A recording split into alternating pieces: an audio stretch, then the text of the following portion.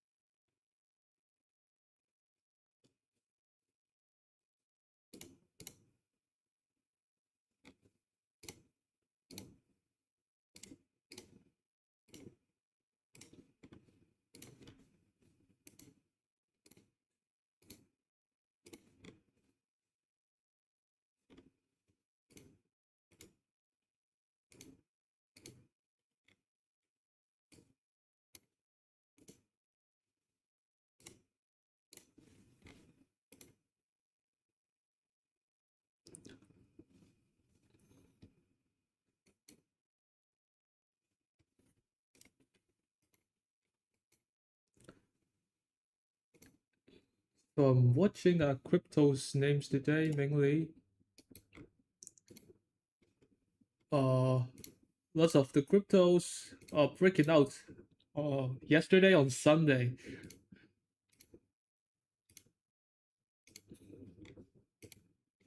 and today it's pulling back a little bit,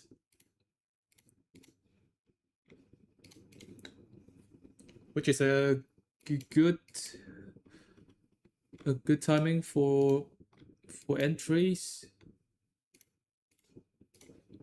And the weekly it closes pretty strong. At least they close above the 9 EMA. A lot of them were close below the 9 for a long time, and this is the first close above them, above it.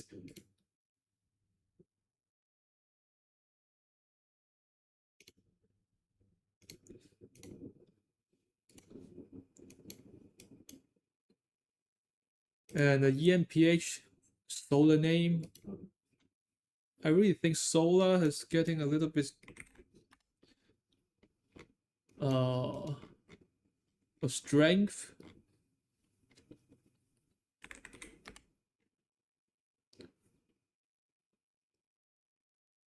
as a group, and although EMPH is a laggard, but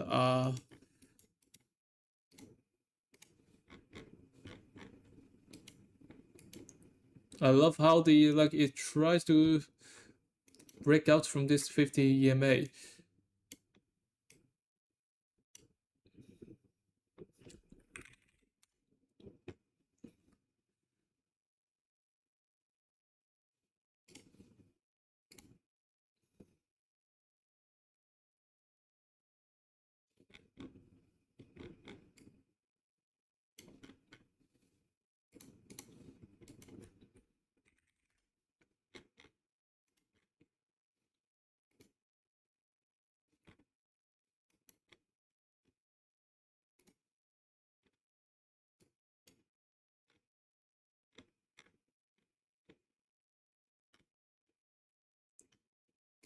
Maybe first solo is stronger, but uh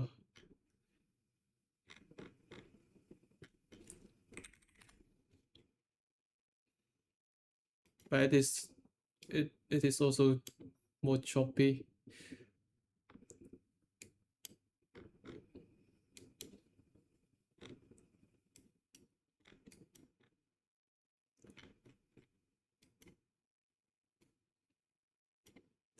Not a fan of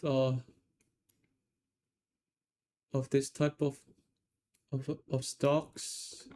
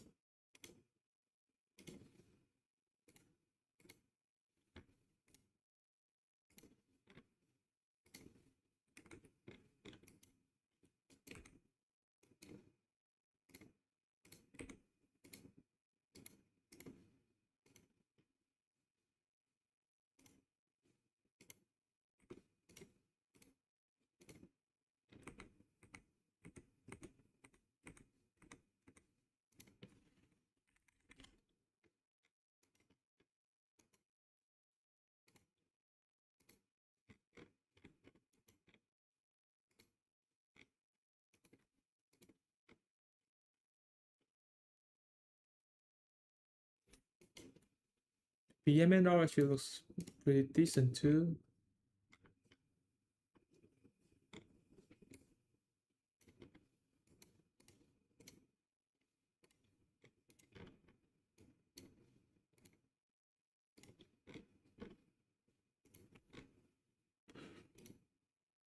And we are seeing a gap up on Micron and SNTK again.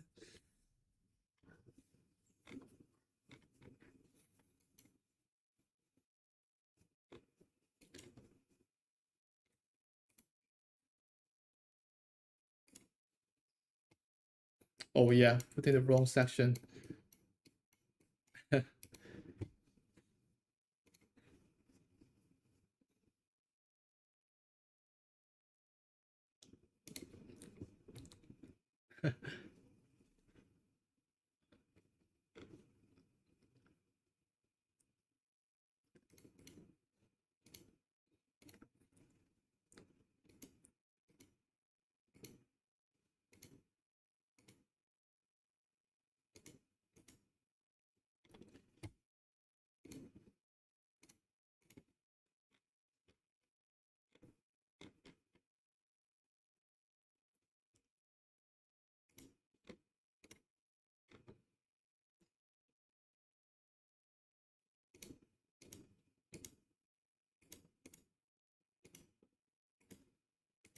Yeah, so I'm still gonna focus on the long side, and I don't wanna like pick the top early. I I think not only the memory names, but I don't think the top but I don't know. I'm not. I'm just not. I don't want to guess the top and play it for the short side here.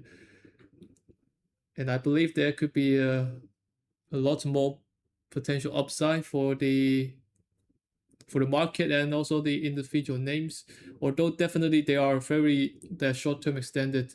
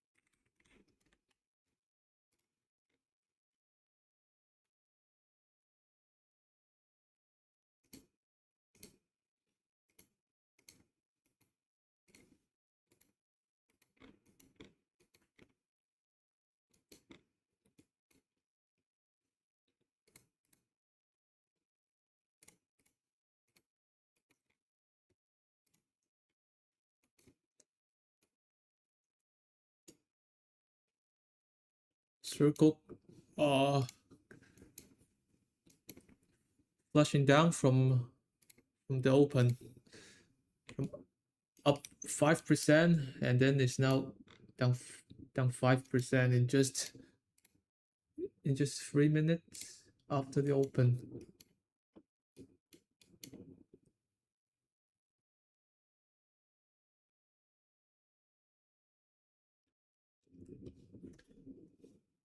But now it's at the interview of and the 9 EMA.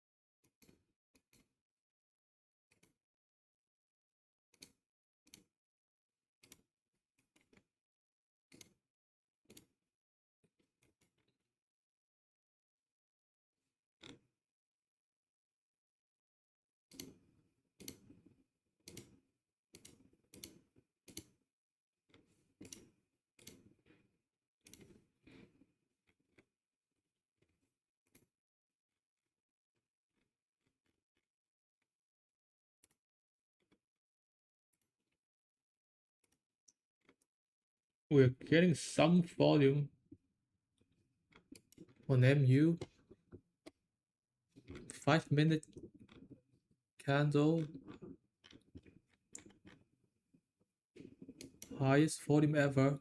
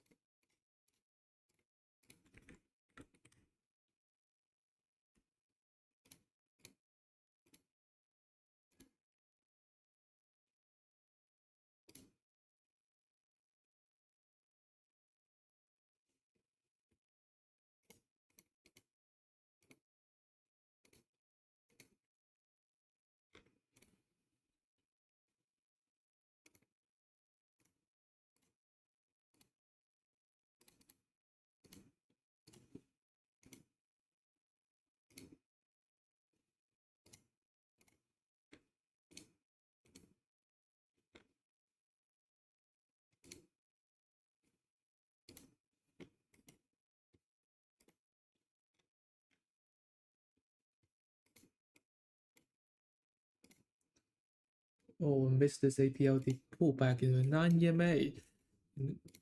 This is a really nice entry.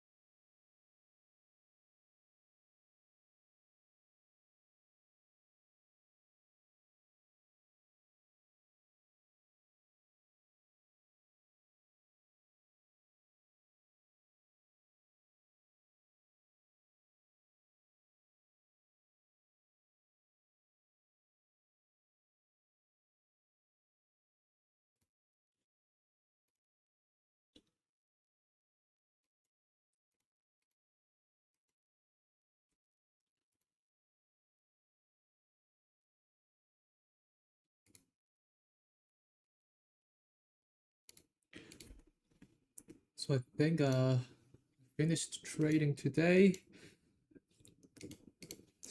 Unfortunately, I cannot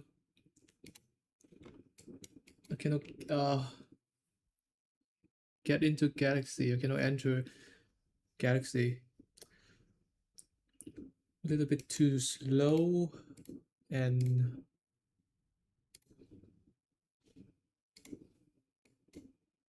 BMNR is just having a really high capital requirement, so I just can't get in with size.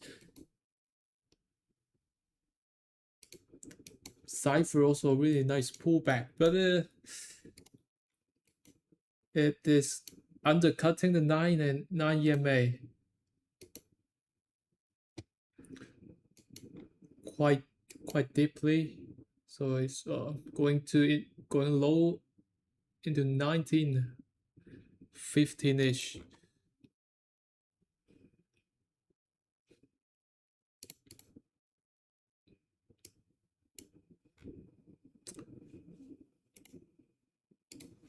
And I think the better one is APLD. APLD actually pulls back into the 9 EMA right at the 60-minute 50 EMA, and the previous swing high, or you may also consider the previous swing high back in early January, in February.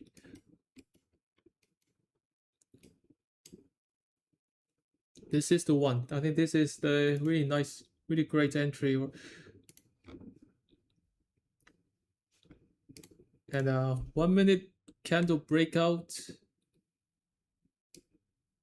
around 1.5% stop.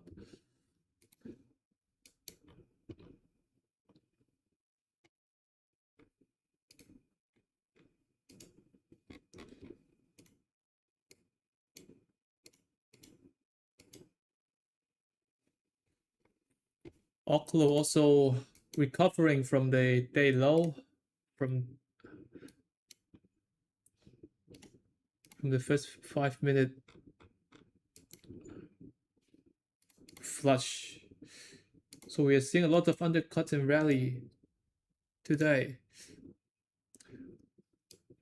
Quantum names are going.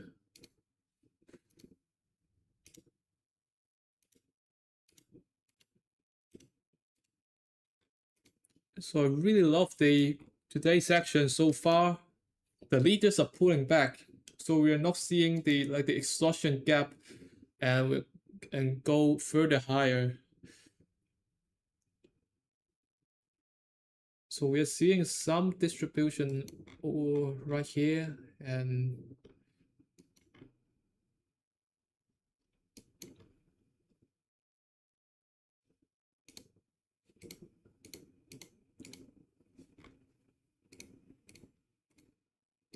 at the same time, lots of other names are showing strength.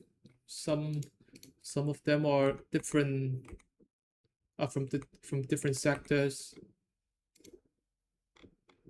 Be breaking out from yesterday's prior day high.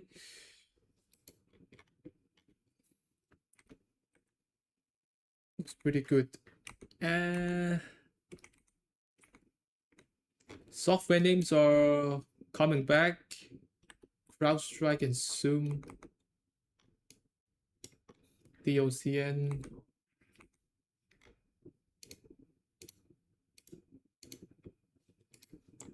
AAOI is up 15%.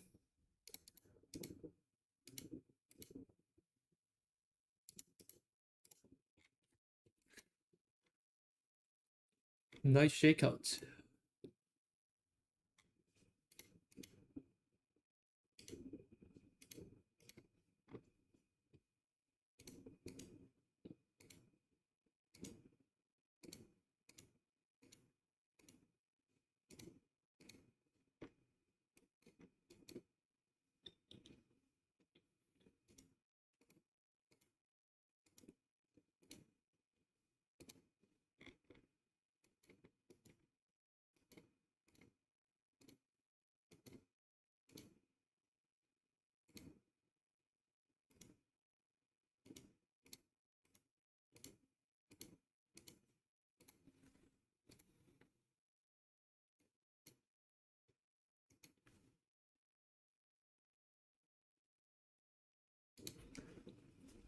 I and no D.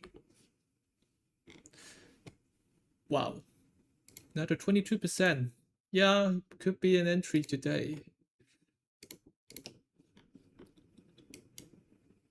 Like a powerful intraday flag after an EP.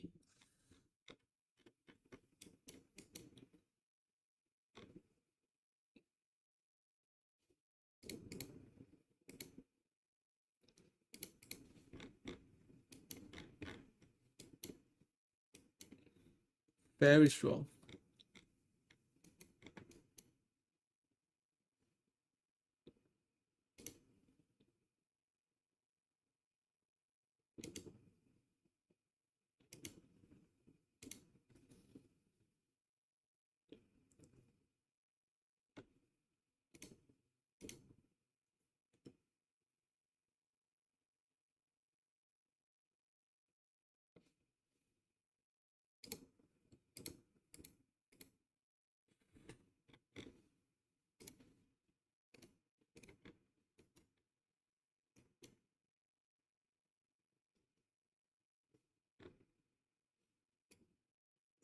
Maybe Outlook is could be an entry today, although it has an earnings tomorrow after hours. But if you're buying a pullback and if it's working well, normally it's just going to move away from your stops, and now it's almost more than 5%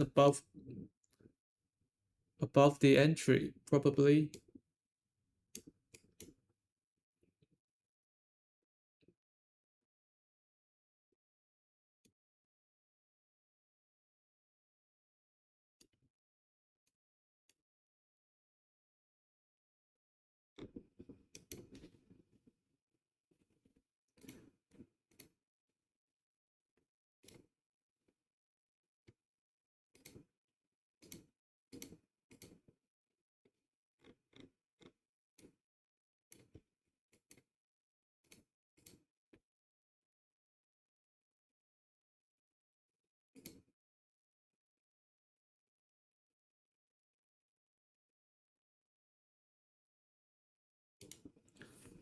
Rocket Lab.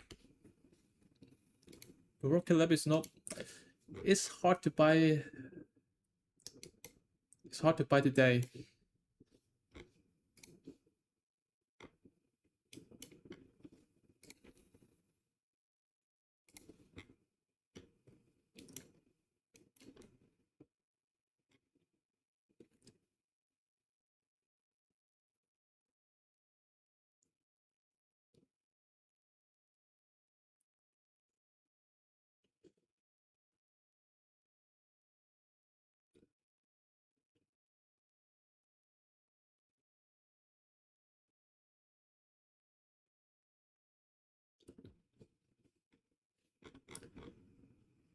But yeah, definitely love to see this type of actions, and it is showing up everywhere.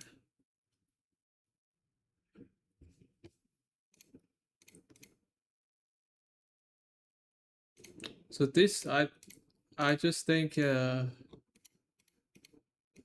market could go much higher than we all expect.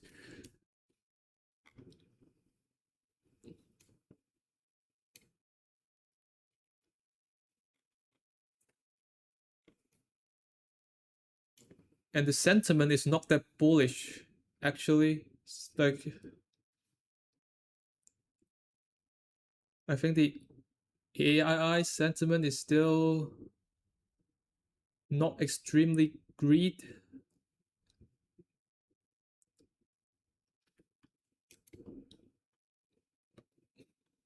and many people think this the market has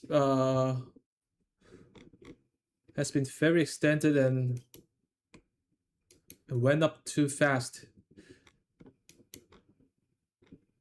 getting too overboard, valuation being too expensive.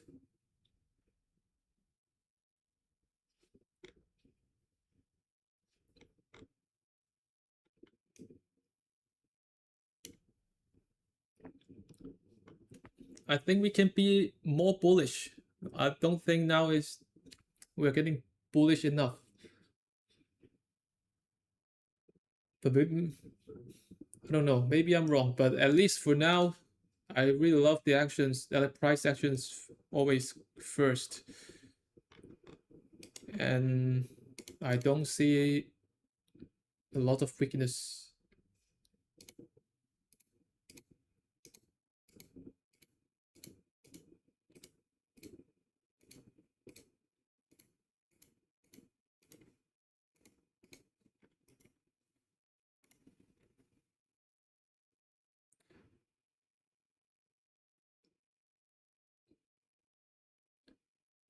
And it's pretty interesting too. Like the sentiment is not,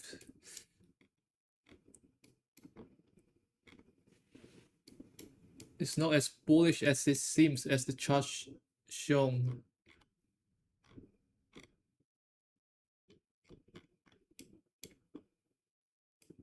Like, quite an interesting market.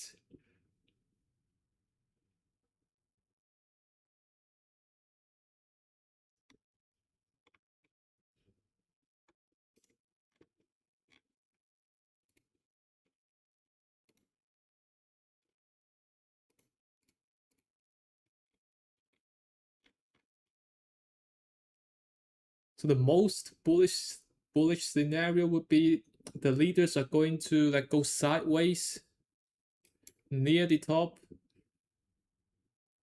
and wait for the 9 EMA to catch up, or even the 21, while the other like the laggards or stocks in the other sectors catching up. So Rocket Lab, a very good example.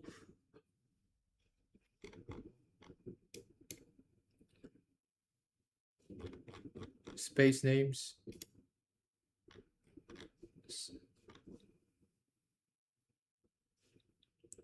Quantum names are also finding some strength today.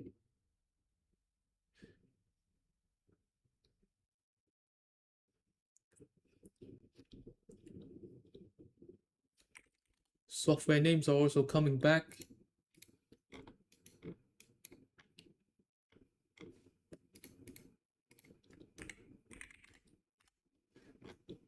I'm not sure about the software theme, but I believe it could be a theme that if the market realized that the software industry are not going to get replaced by the AI, then it could be a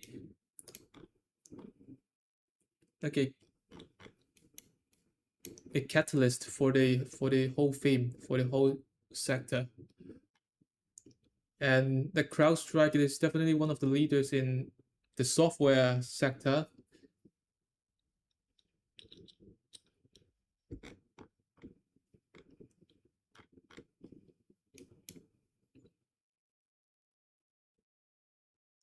So it could be one of the potential play in the coming weeks.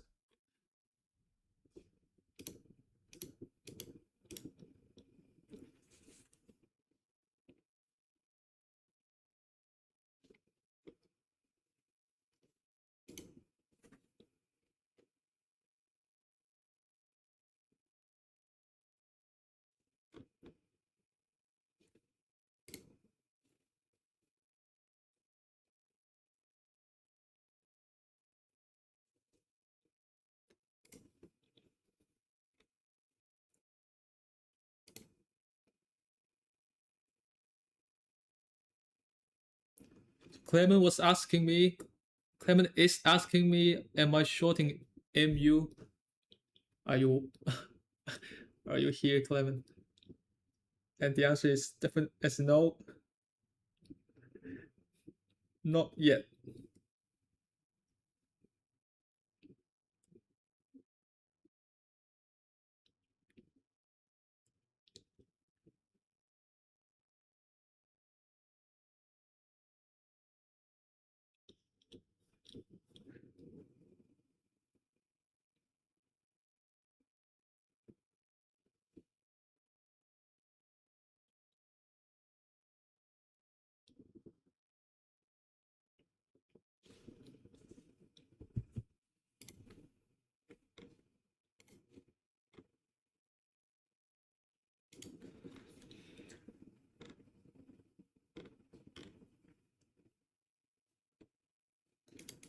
And one of the I think one of the biggest mistakes this year for me is Dell that I sold it in 215 at 215, and I thought this thing is too slow. Should have moved my capital to the faster moving names, and then after I sold it, it started to accelerate.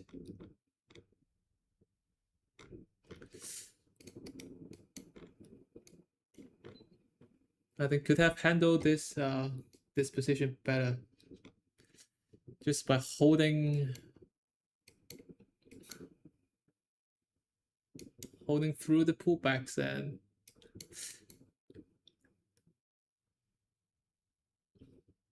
give him little bit more time.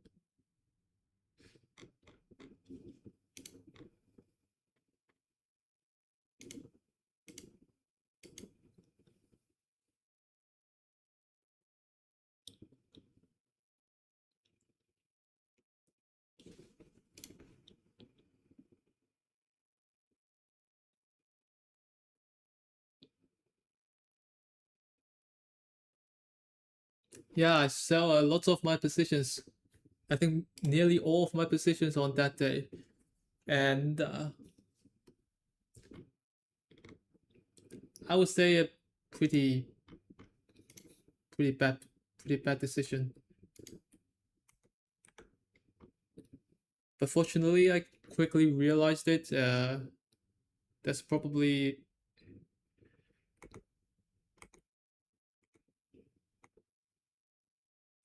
like a fear of extension, or and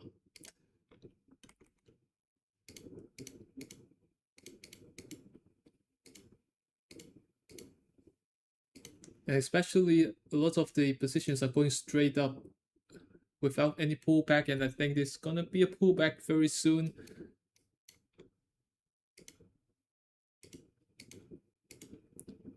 So fortunately, I did bought some back and focus on the long side, and knock the other side.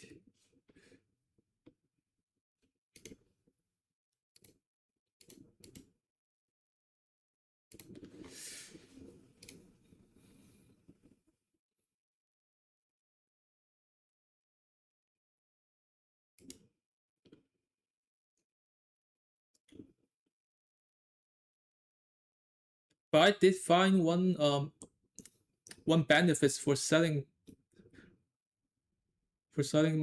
uh, all positions on that day, which is like it actually frees up more capital, so it allows me to buy position with more with more with more buying power. That's the probably only benefits that I've found.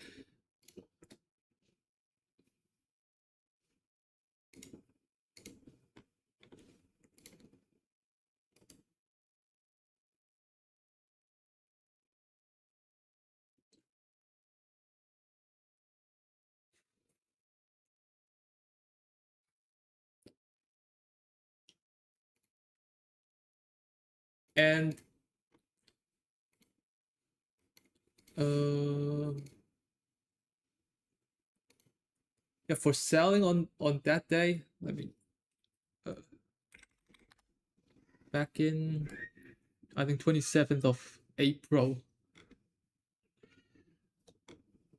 I think one mistake that I also that I've made back then is I think I tried to enter the new positions,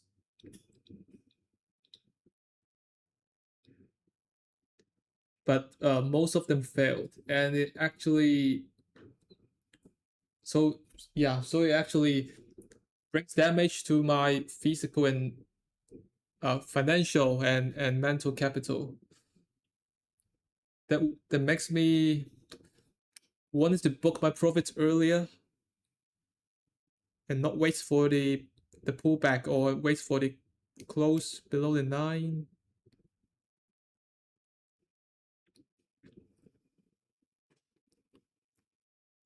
So I think I have several losing trades. Maybe I'm not sure, but yeah, definitely there are several losing trades back in late April. So together, when you have several losing trades in a row and the market is extended, and probably you will see a pullback pretty soon with a huge margin and long exposure, then I think it all adds up, and I that makes me like trying to lock in my profits on that day.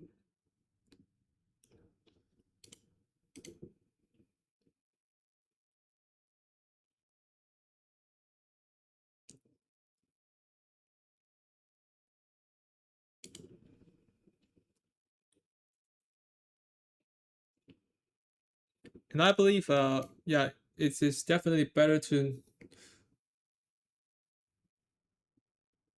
not getting too active when you're already having a having a good exposure on the market.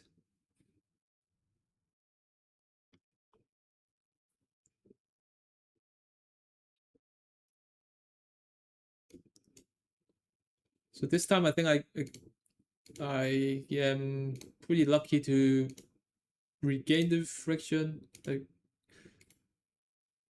to buy to entering some of the strong names again, or some new names like quantums, hopefully cryptos, and EMPH is also working,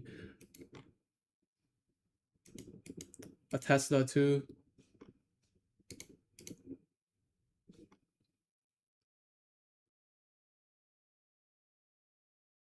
So I think there's also another lesson learned here.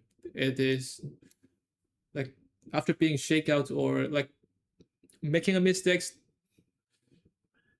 it is you shouldn't like avoid looking at the same stocks again, or looking at the same direction again. So it's always okay to bought back the same stock at a higher price, especially.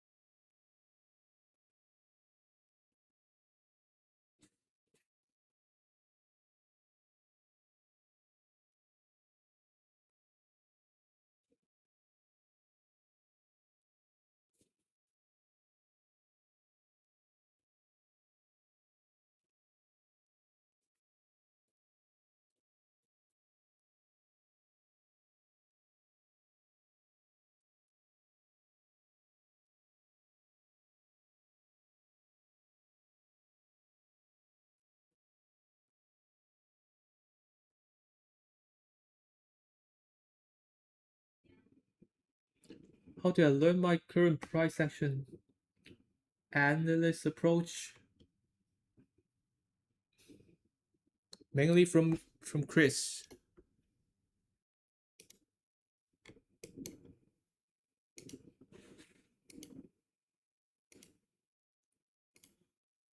Like at the very beginning, I was not like 90% or 95% technical. Oh, this APLD, wonderful.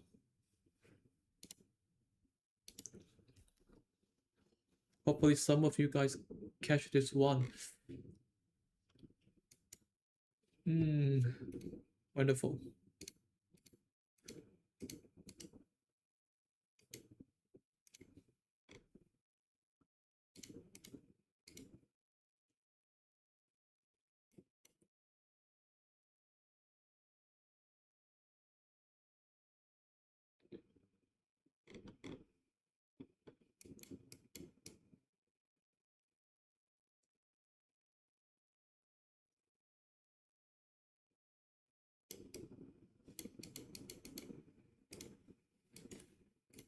And apart from Chris Kolomaki, uh, I think I have a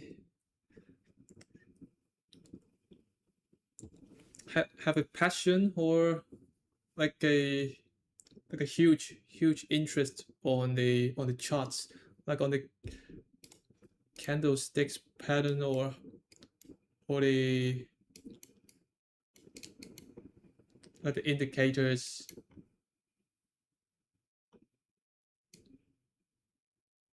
I think I'm a fan of like a pattern recognition. Like I love finding patterns in those candlesticks, among these candlesticks, and trying to find where is the would be a good spot to buy or sell. Uh,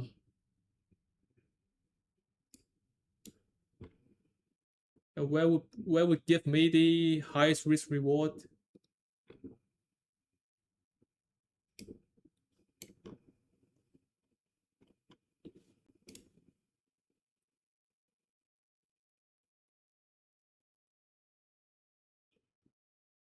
I just got intrigued by the charts.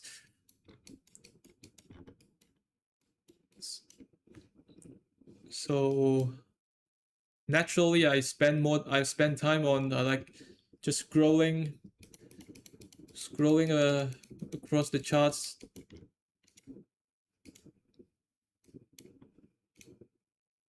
and then I do think, and then the more time that I spend on studying and learning from the charts, and the more I believe like the technicals the technicals are actually works from the past and to now, maybe probably to the future too.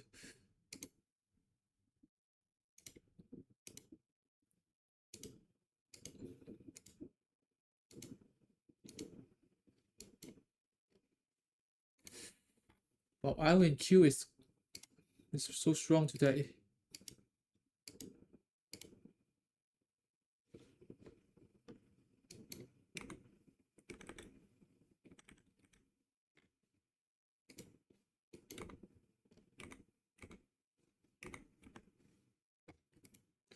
Circle back in the near the high of the day. Like to see a strong close at the end.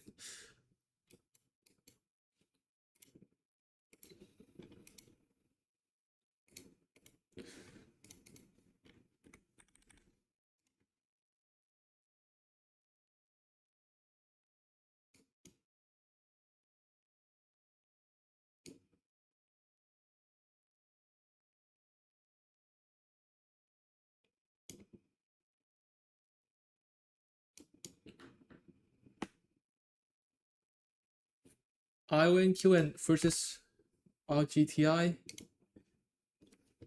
Uh, yeah, I think weekly chart, IONQ is the strongest one. QBTS is stronger on these 2 days, like before my entry. On these 2 days, QBTS is the strongest. So I just chose these two. But definitely RGTI is also a really, it's not a bad candidate.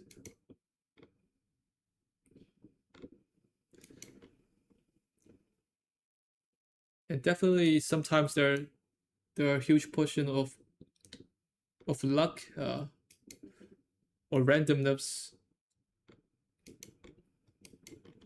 contributing to the moves. Sometimes the laggards moves higher, faster, sometimes not. Sometimes the leaders just keeps leading.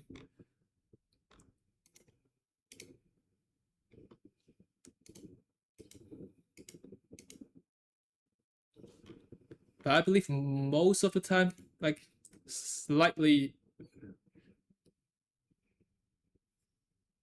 maybe 50 to 60% of the time the leaders tends to lead and makes a larger move.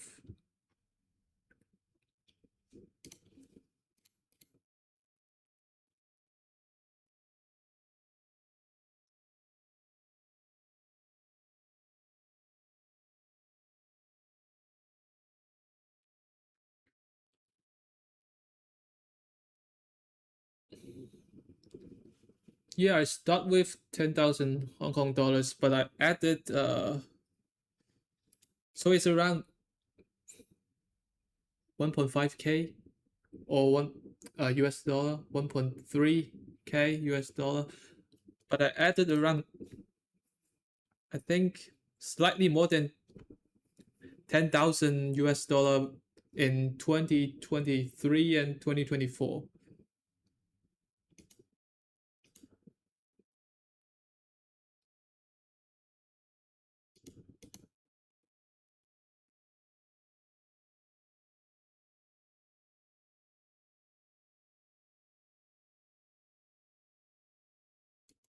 So I think it. I think you can say I start with 10k or 13k. But I spent my first 3 years, like until mm, mid or late 2023. I'm trading the a really really small accounts, like less than 5,000 US dollar accounts.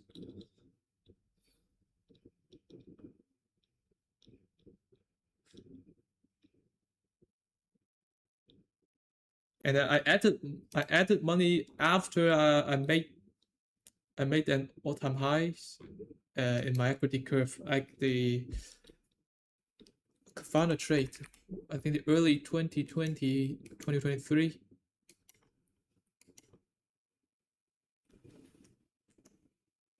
Probably on the February or the June. I forget which one is it. But certainly uh yeah, I added after I see some progress in my equity curve.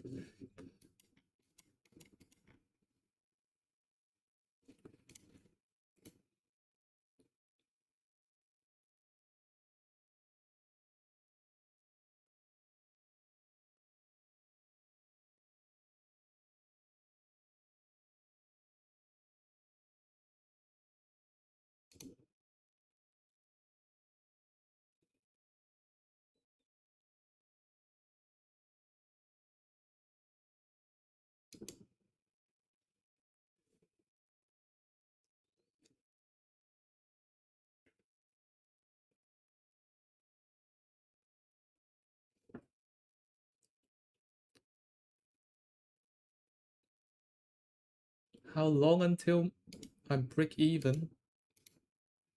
Uh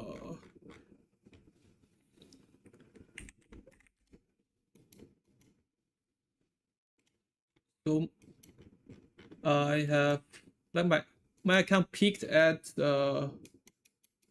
on the March or February 2021. Probably February 2021 after this pullback, but before this pullback. And then I have a 50% drawdown since this peak. So let's say I make an all-time high back in February 2023. So I spent more than one, two, 2 years, like 2 years to digging back from the trench.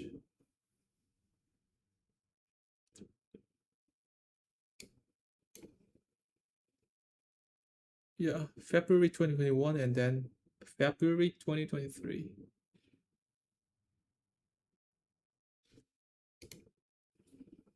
2 years.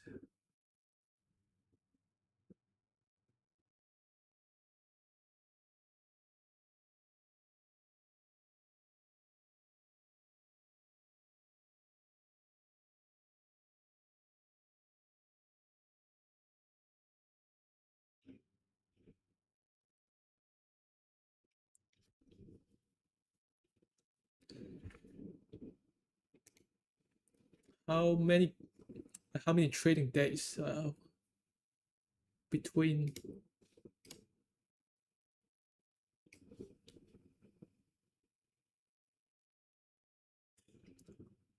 495, like around 500 trading days, 500 candlesticks that I spent during the drawdown.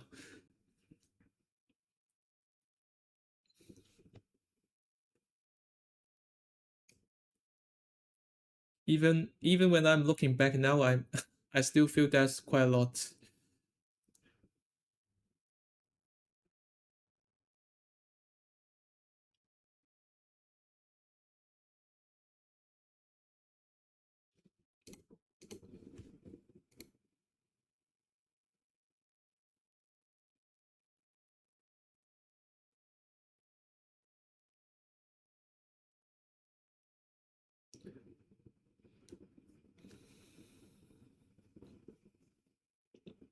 Have I ever been a day trader? Yes, I think in the very early, probably the first 6 months, I tried uh, I tried a lot of things. I think I tried day trading in the first 6 months.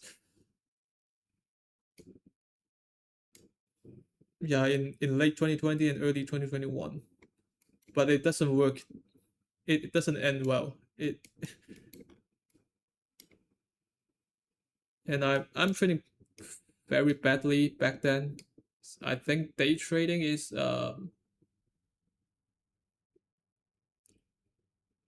more difficult to than swing trading, in my opinion.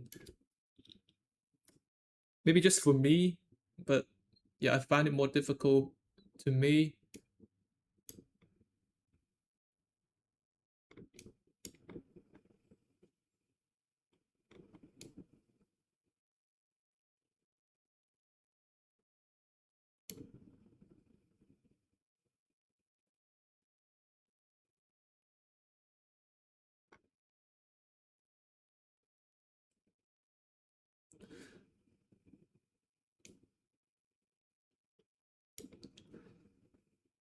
And you have been, if you have experienced the craziness in 2020, like there's a lot of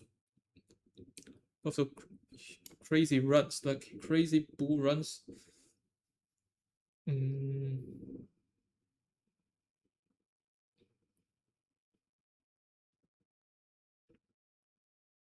maybe like Pluck is one of the names that is still that's not delisted today. Like if you have witnessed some of these huge gap ups, like gaps after gaps, you won't like doing it, being a day trader if you can just hold your position overnight and the next day it will automatically up more than 10%.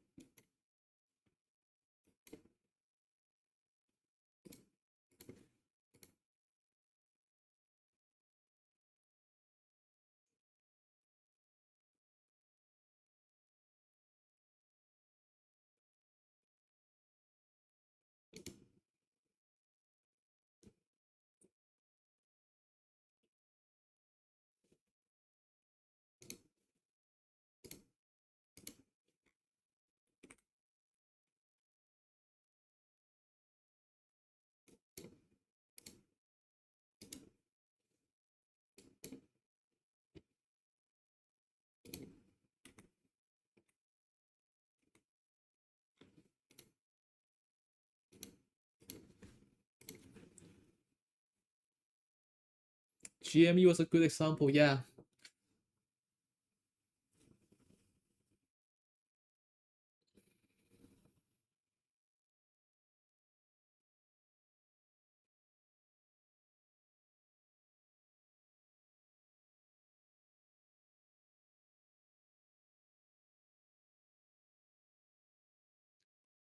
You're down 15% this year. Any advice? Um,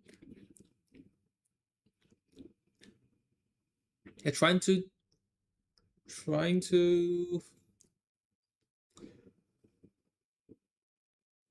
summarize the reasons that you're having such a drawdown. Like, are you overtrade? Are you overtrading or using like a too much risk, or you are shorting in this market? What's the reason behind it? And trying to improve from those mistakes.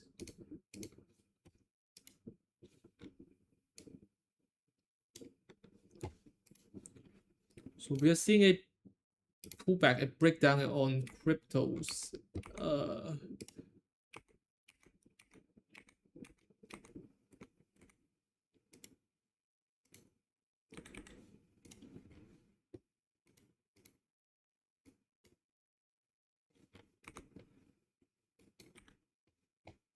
Hopefully, it's not going to stop me out.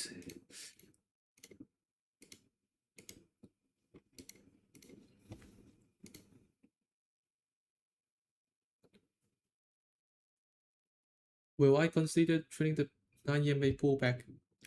Probably, but I want him to like go sideways for a few days first, at least.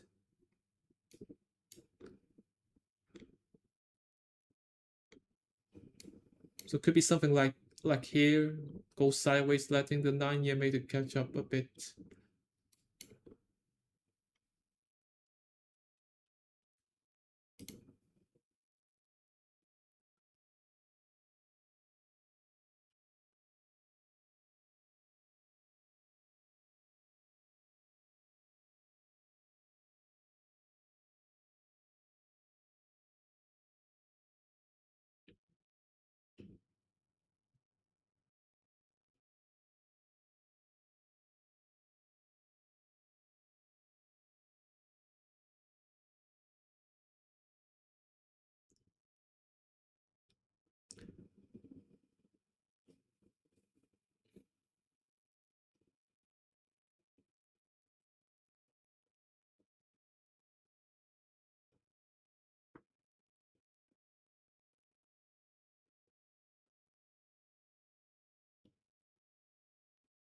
Any tips on how to organize the focus and tracking list?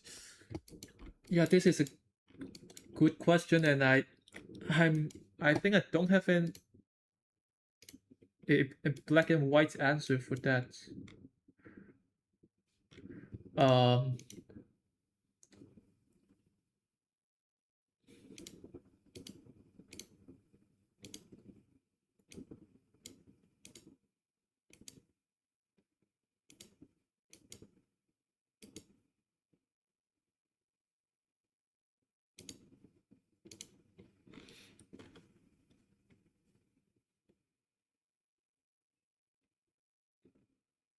I think for tracking, like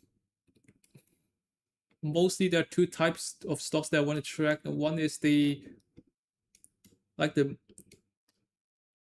the hottest stocks in the market right now, or the most popular stock, like the stock that uh maybe that's leading the market or making a significant move, or like a uh or the leading sector at the moment. Sometimes I'm just going to use like putting the semi ETF in the tracking list, tracking section. I remember that is probably back in early April or late March.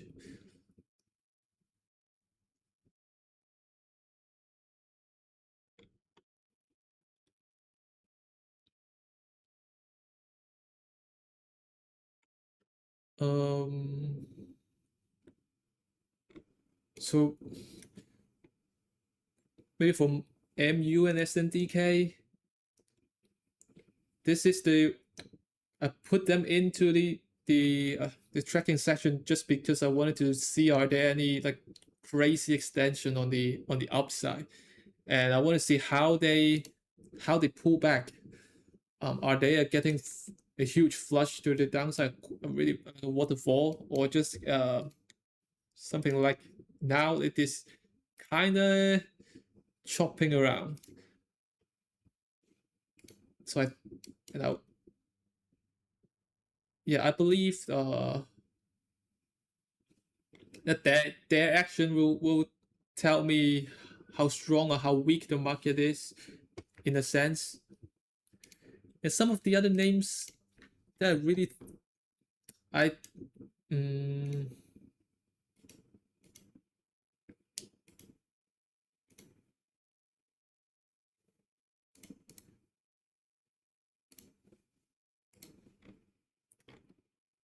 I mean some of them it is uh it is mainly based on weekly. So maybe the weekly they are bullish, but daily they're not ready enough or they're not like whole width is under the 21 and 9 EMA on Friday, like after Friday. But I think the weekly it is still very valid. So it is above the previous highs, above all the weekly EMAs. So I think it could have a high potential of setting up in the coming days or weeks. And it is very liquid. I I just think this is a high quality stock that I would love to trade. So for block, so software names, maybe also like crypto related names. Um, Still within the base, but it's coming near the high of the base, like the higher parts of the of the base, and it's at the 150 EMA on the weekly. So yeah, I'm just tracking it, trying to catch the breakouts early if block really starts turning up and starts um a stage 2 uptrend from here. And also on the other hand, if block is rejecting at the 150 and then quickly loses the 9 EMA on the weekly or even the 50 EMA on the weekly going down, then I would know like maybe the software names is maybe not ready yet or the market could be getting a little bit weaker. Yeah, low, I think the weekly is the eye catching point. So staying really close to the 50 EMA and the 21 EMA, holding the 9 EMA for several weeks. Like it's flagging and yeah, and today has an undercutting rally on the daily and it is working pretty well right now for now.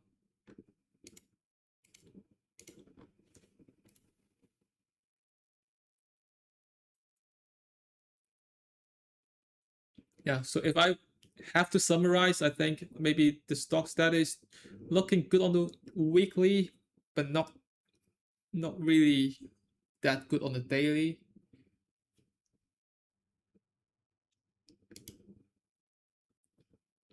And also some stocks that that's the most popular. Like there's the most people that are talking about, or really like um, leading the market or a guide on the market direction or the yeah, I think something like that.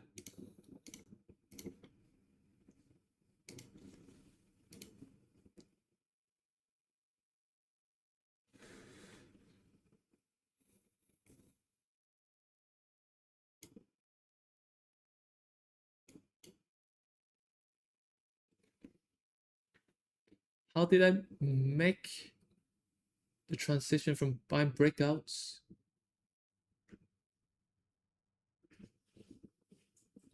to pullbacks.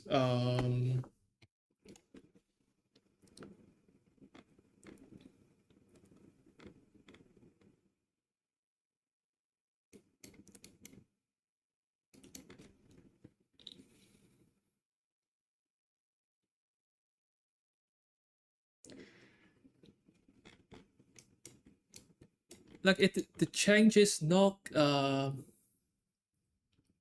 like it did not happen on one day or a few days. Like it is a gradual transition. So the main reason is definitely like the market favors pullback more,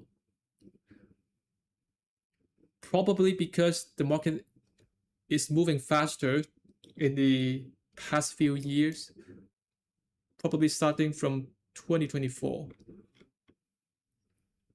As the market moves faster, so it leaves less time for the stocks to build a better base, a better range, a tighter range, tighter candles for breakouts and pullbacks too. So it sometimes the stock is just going to pull back intraday and then have a touch on the EMAs and rally back into the highs. The QBTS or this EP gap up is one of the examples. So it pulls back intraday and then rallies back into the highs up 50%, closing up 50% within the same day. So after 2024, I'm seeing a more and more like intraday pullback or just a daily pullback actions like that.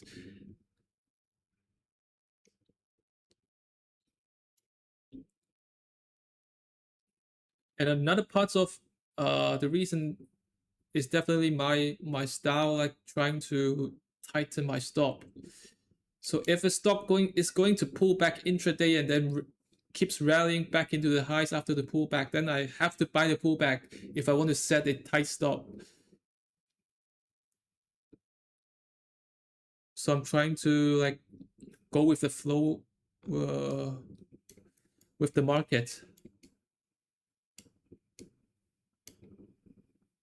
when I'm trying to like using a tight stop approach.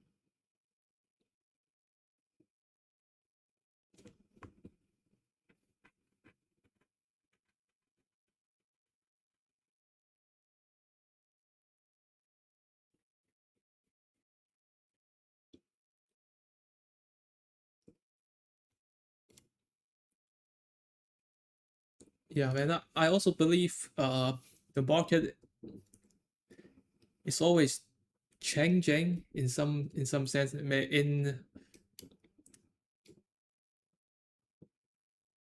certain like characteristics or the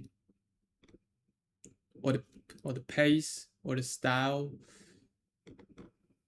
I don't think the market is going to behave the same way 100 years ago till now. I think back in the very old charts, like maybe even 80s, 70s, there are lots of very tight days, very tight candles that because the volatility is much slower back then and the liquidity is not that high. We use JP Morgan as an example. Would there be any?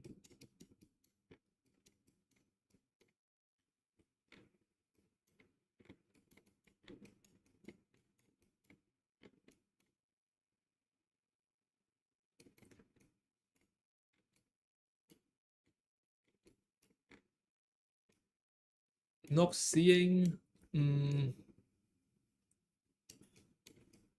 not seeing the chart that I wanted to show, but it's something like going sideways for a month, like maybe go sticking here for a month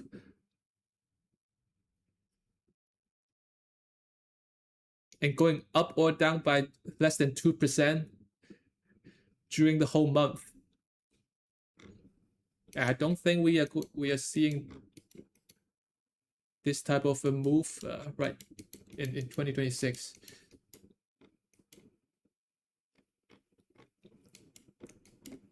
But I agree the fundamentals like the fear and greed, some parts of the market would never change. But the details or some smaller parts would definitely evolve with time.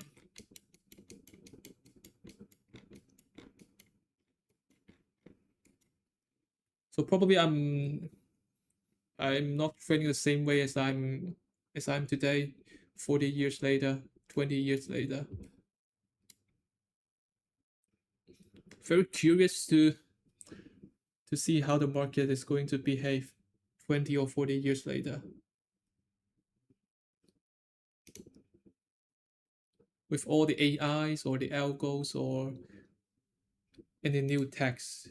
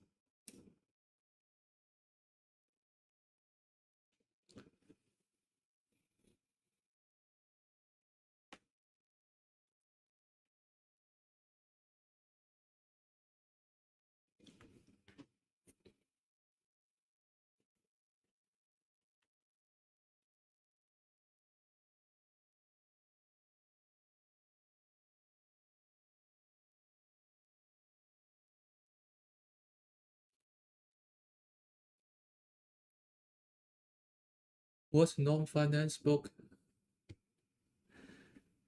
do I read?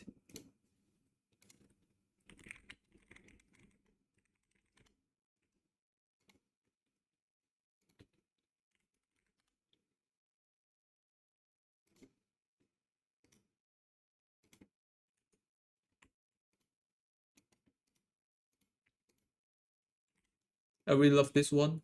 I recently read Peak Performance by Brett Stuberg and Steve Magnus. It is not a trading related book, but I think um it is very it is very related to trading as well. So it talks about the importance of rest and setting goals and how to study or how to um, set up your training plan.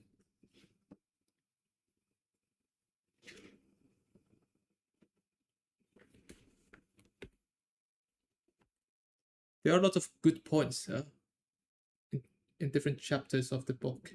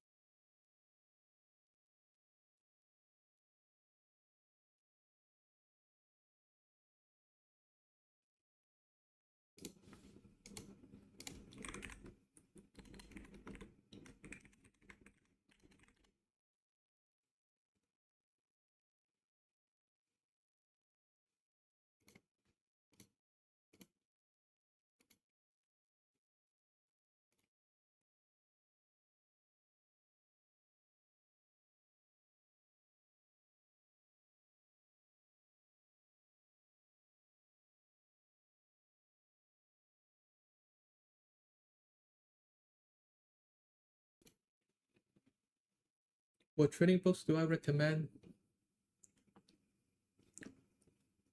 Um, Maynard Finney's book is really good for a beginner if you just started learning trading.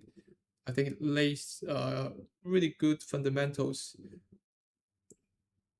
on different parts of trading, like position sizing, risk management, stop setting, um, relative strength,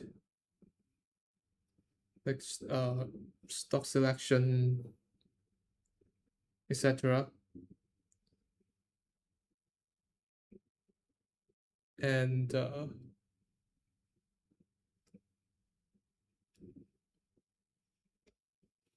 I think definitely O'Neill's book is also good on the technical side.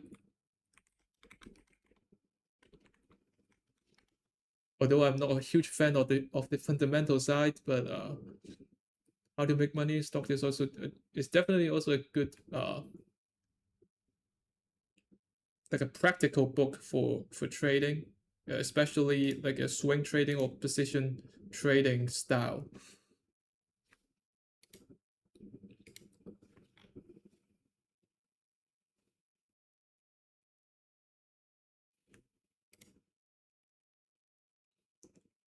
But personally, like I love the ones with how I made 2 million in stock market by Darvis and the reminiscences like Jesse Livermore. These two are, I think, my favorite book of trading.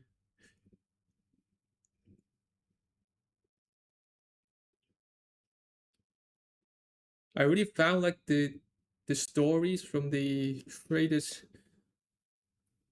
for 50 or like 100 years ago actually having a lot of similarity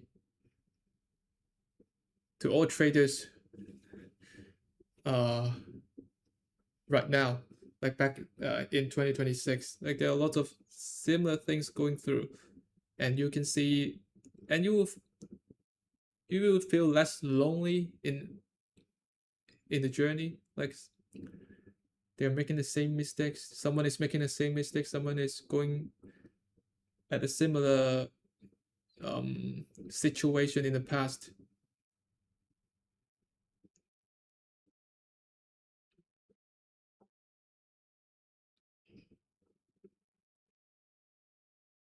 And eventually they overcome them and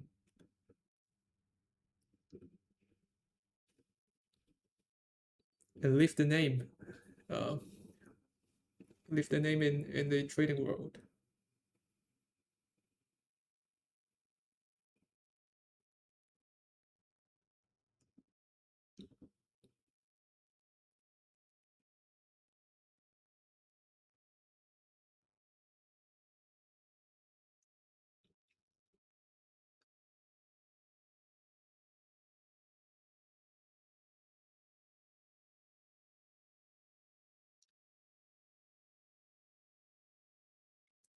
Stan Weinstein's I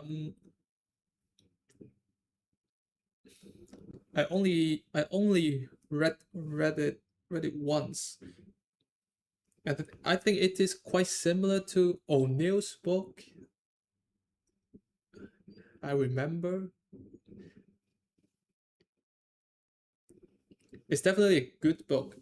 So, and I don't think it's gonna like consumes a lot of times a lot of time for you to complete it. But I think it is quite similar to O'Neill's book, a little bit similar.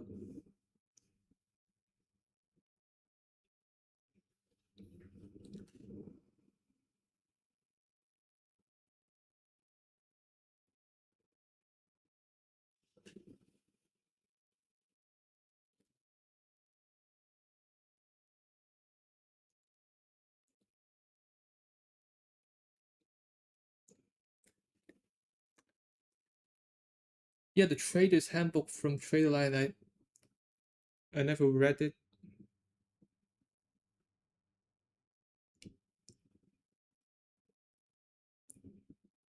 but it sounds pretty cool, and it's pretty good from the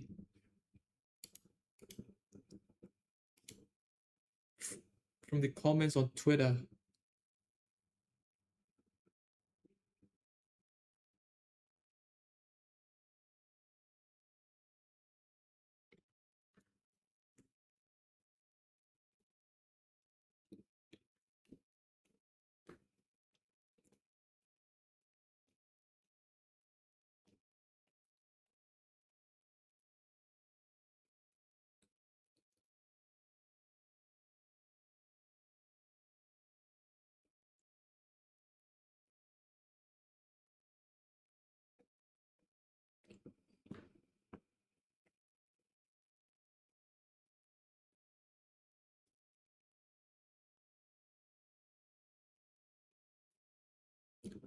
Oh, books on VWAP. Yes, I actually missed the one from Brian Shannon. What's the book? Anchor VWAP.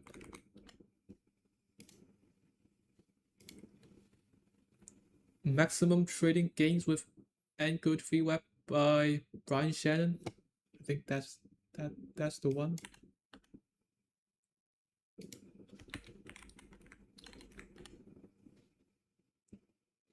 Or this one, technical analysis. I think it's this one, technical analysis using multiple time frames. I think, yeah, it should be this one.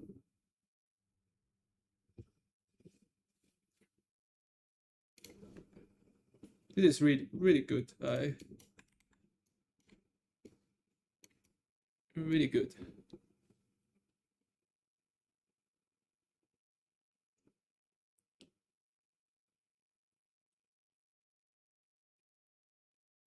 And I really agree with like the multiple time frames alignment, like to not looking only at the daily, but also the weekly and the intraday. And when different time frames echoes with each other, that's the best timing for that's the time for the best entry that you can find.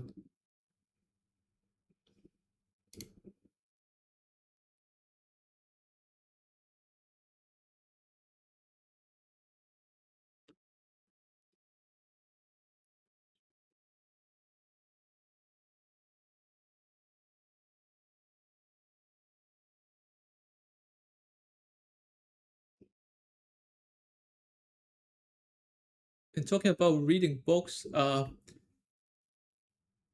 think the same as like watching the interviews or listening to podcasts, and Chris also emphasized it multiple times that you don't need to like completely copy others' style of trading or other methods or rules. You can just pick one or two takeaways, like things to learn from this book, and one or two things from this trader, one or two things from that trader that suits you. I think that's the very important point.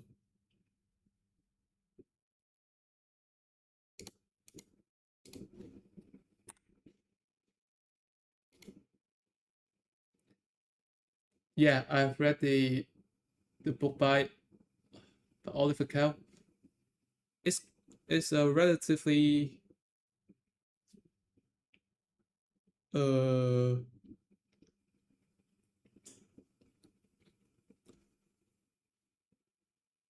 it's quick to read. It is only having maybe 50 pages. Is it? I think.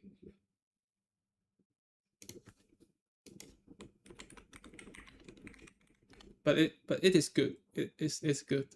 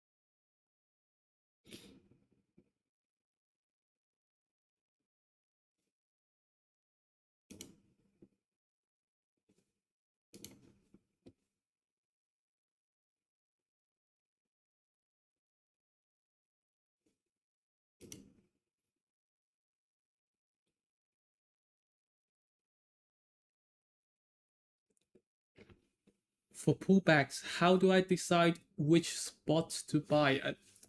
This is I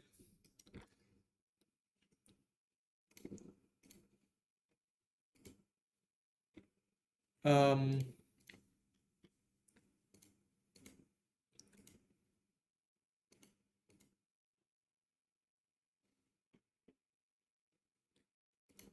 rather than which specific spot, like am I using the 9 EMA or the 21 EMA or the previous highs or anchor VWAPs or gaps? I would put more attention on whether the pullback is I think like how many support level that the yeah how many support levels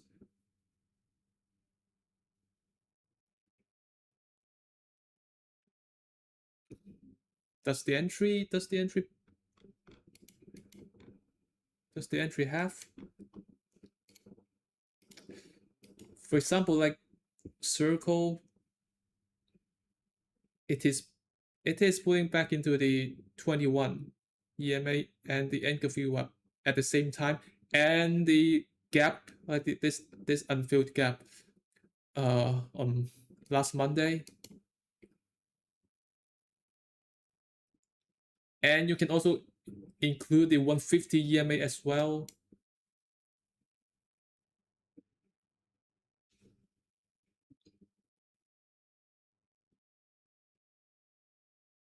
So it is pulling back into multiple support level, or you can also include the weekly EMA, like weekly 9 EMA.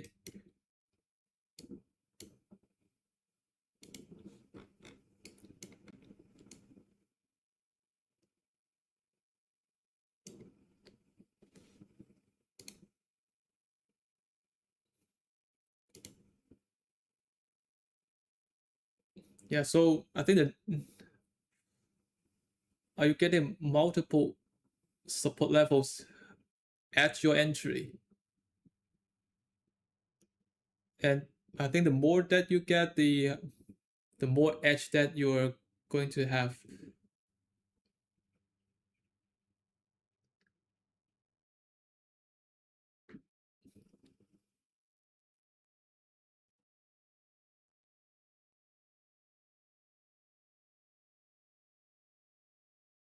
But with that said, you have the stocks has to be like has to look good on a daily or weekly. So at least it is like building higher lows, and the stock, it's reacting to the moving average. Like it is not like completely ignoring the moving average.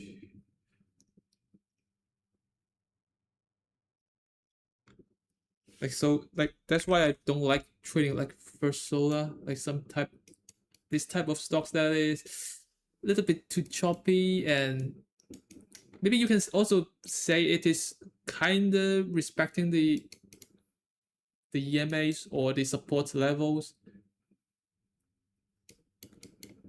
but there are lots of like shakeouts or a lot of wicks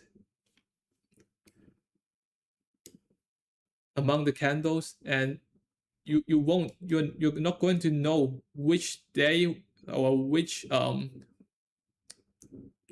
would be the turning point, or which wick would be the undercut or the overshoot,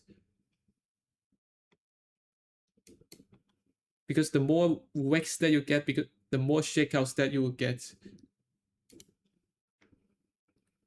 So comparatively, I think Circle is a better one, because you can see if you are getting a rejection at certain EMA and you're going to have a follow through. Like mostly you're going to have a follow through. You're not going to chop around at the 21 or the 9 EMA, even overshooting this day high before the pullback.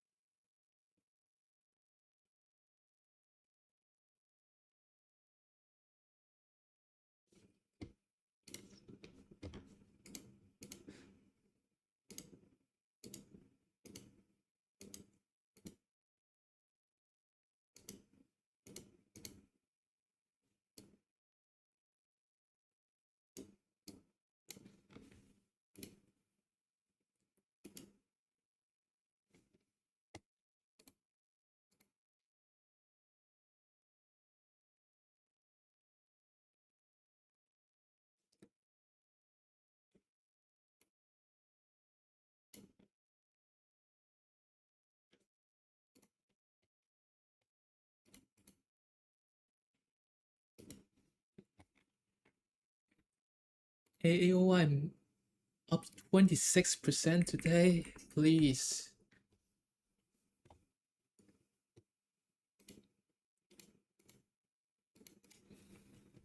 It's,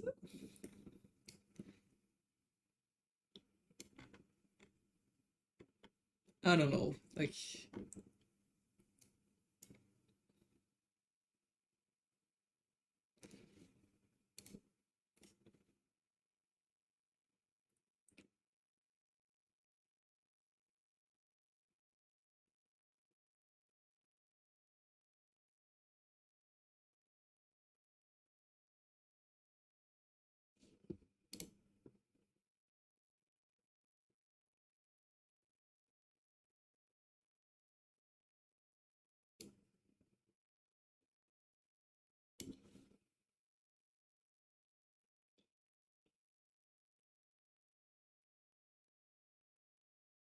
at least it is showing some strength in this bull market. Like at least it's proving it's a bull market right now.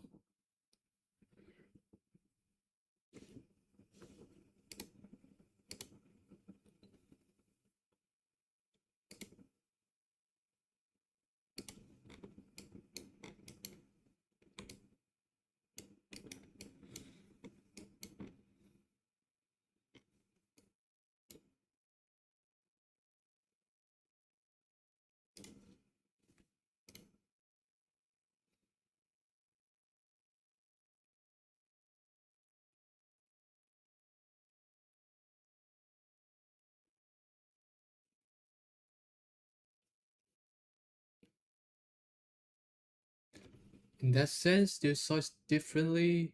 The stocks with less edge.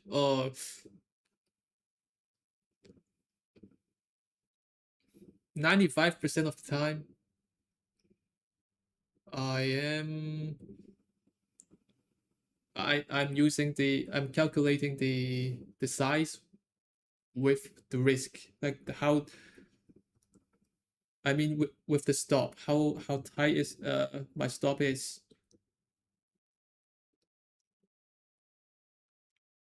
But occasionally, I think 5% of the time, when I think like the this trading idea is like that I have very high confidence in, or I think this I have a huge conviction on this setup or this trade, that I would use a larger size or a larger risk.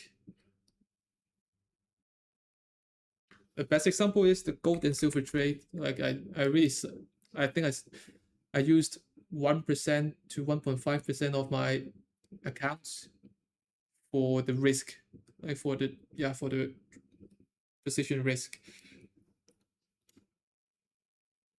because I'm very highly convicted on this short, and I think this has a really high successful rate. But that's like very occasionally, because you won't get such a really good opportunities very often. Uh,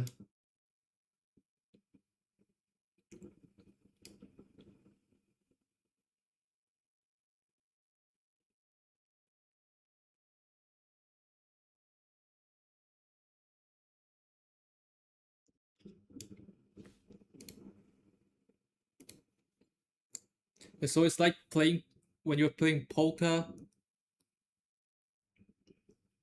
when you're in a spot like a GTO, like the standard standard answer for this specific spot is to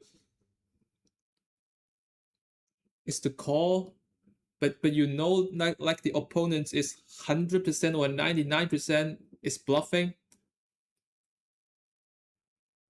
then you can definitely goes all in and trying to get him to fold, even if the standard answer or the GTO Never has a all-in option there.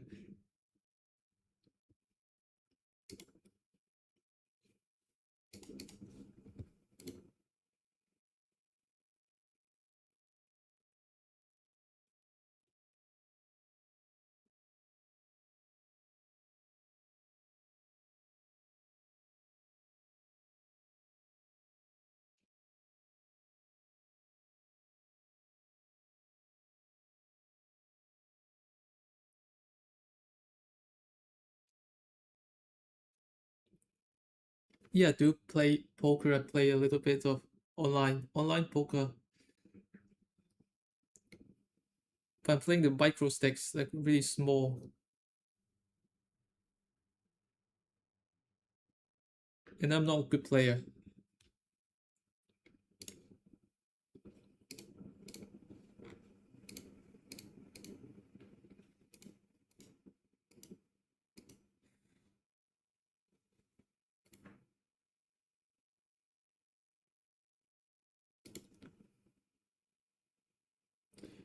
When will I enter Macau as a high roller?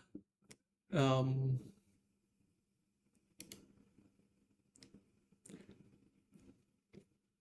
hmm, I'm not going to play the game with no edge and lose the money to all the pros.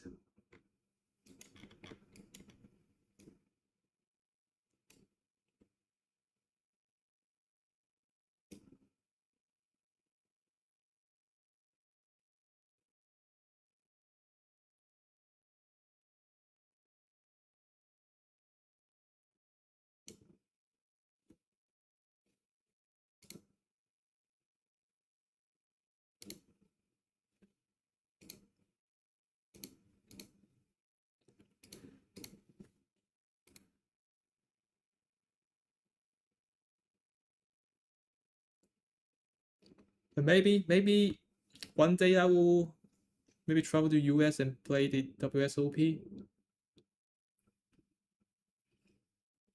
Would be one of my bucket list.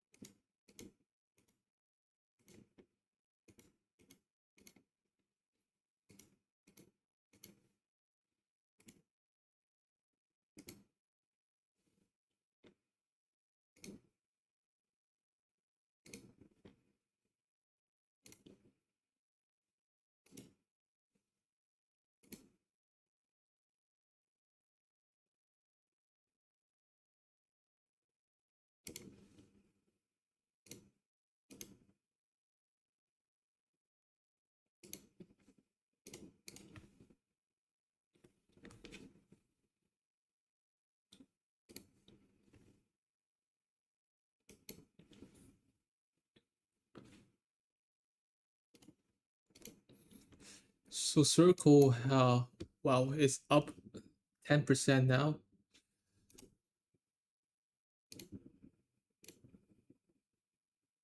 Wow.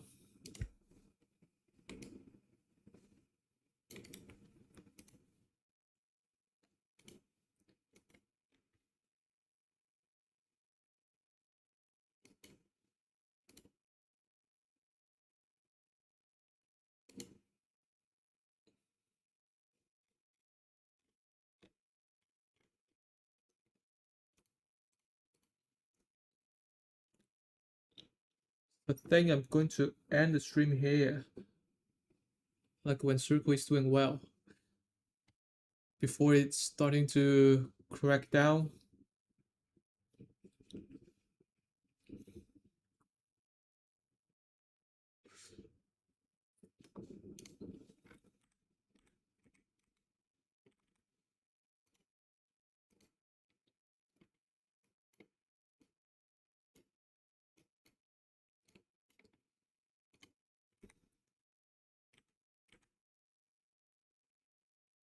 And I think we have entered the market that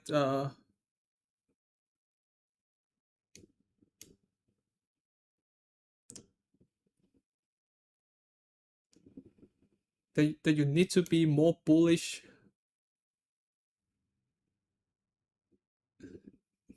than you thought. Like that you are not bullish enough. I think it's actually true. In a really strong bull market, most people are not bullish enough. And in a bear market, most people are not bearish enough.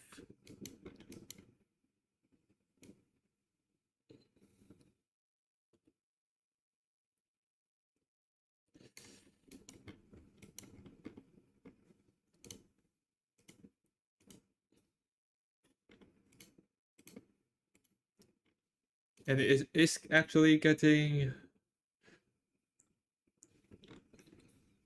crazier than I thought.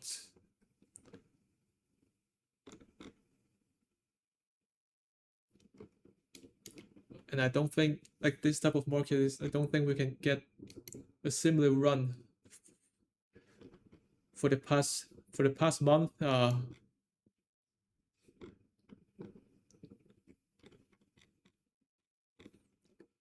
In the coming maybe 3 to 5 years, that this run is just amazing. If you consider SNDK or MU, like the whole bull run since September 2025,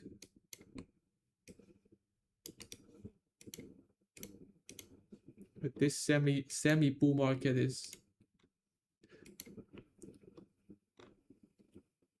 probably unprecedented.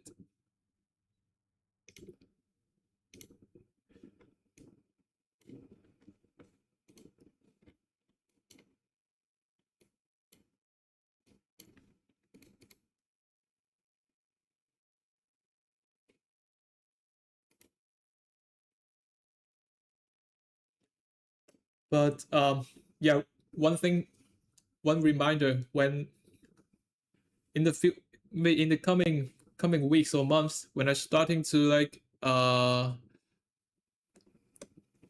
say something like this thing can go to 1,000 or goes to 2,000, like should have bought this, should have bought that. That's probably near the end of the run.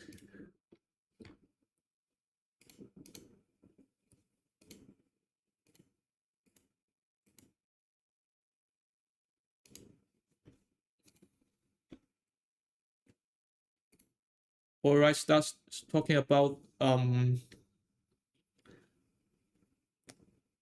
like buying yachts or buying supercars.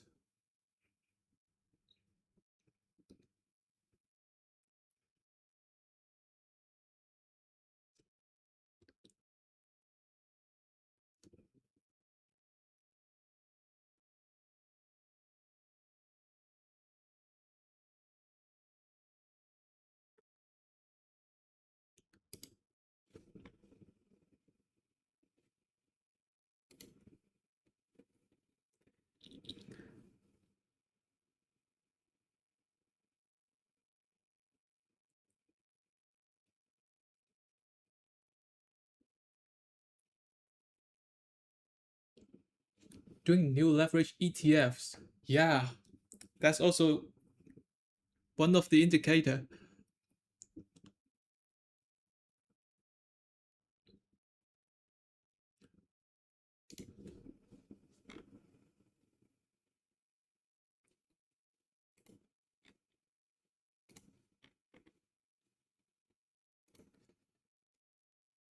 Yeah, we'll see.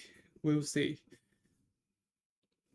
So thank you guys for coming, and we will see you in the next one.